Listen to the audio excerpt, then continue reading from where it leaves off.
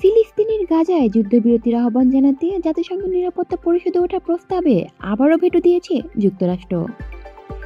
স্থানীয় সময় বুধবার নিউ ইয়র্কে জাতিসংঘের সদর দপ্তরে প্রস্তাবটি নিয়ে ভোটাভুটি হয়, যেখানে যুক্তরাষ্ট্র ছাড়া নিরাপত্তা পরিষদের অন্য 14টি দেশ প্রস্তাবের পক্ষে ভোট দেয়। এই প্রস্তাবটি ছিল গাজায় অবিলম্বে ও নিঃশর্তে ইসরায়েলের হামলা বন্ধ করার আহ্বান জানিয়ে। এতে গাজায় বর্তমানে আটকে থাকা ইসরায়েলি জিম্মিদের মুক্তির দাবি করা হয়েছিল। এই প্রস্তাবটি উঠেছিল নিরাপত্তা পরিষদের অস্থায়ী 10 সদস্য দেশ। গাজার 1 বছরের বেশি সময় ধরে চলমান যুদ্ধের ফলে প্রায় 40,000 ফিলিস্তিন নিহত হয়েছে। ইসরায়েলি হামলায় উপত্যকাটিতে মানবিক বিপর্যয় মারাত্মক আকার ধারণ করছে।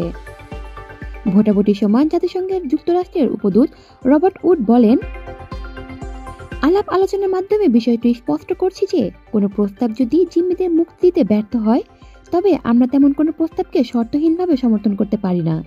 তবে অবশ্যই জিম্মিদের মুক্তি দেওয়ার মধ্যে দিয়ে যুদ্ধ বন্ধ হবে। এদিকে জাতিসংঘে নিযুক্ত ফিলিস্তিনের উপদূত মাজেদ বায়েমা যুক্তরাষ্ট্রের ভোটের সমালোচনা করেন। তিনি বলেন, একটি যুদ্ধবিরতি অনেক প্রাণ রক্ষা করতে পারে। এটা 1 বছর আগেও যেমন সত্য ছিল, এখন তা আরো বেশি সত্য।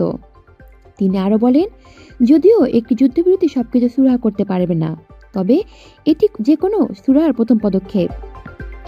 এদিকে গাজায় যুদ্ধবিরতির আহ্বান জানাতে নিরাপত্তা পরিষদে ওঠা প্রস্তাবে ভেটো দেওয়ার জন্য যুক্তরাষ্ট্রকে ধন্যবাদ জানিয়েছেন জাতিসংঘে নিযুক্ত ইসরায়েলের রাষ্ট্রদূত ড্যানি ড্যানেন। হলি শিকদার, বাংলা নিউজ নেটওয়ার্ক।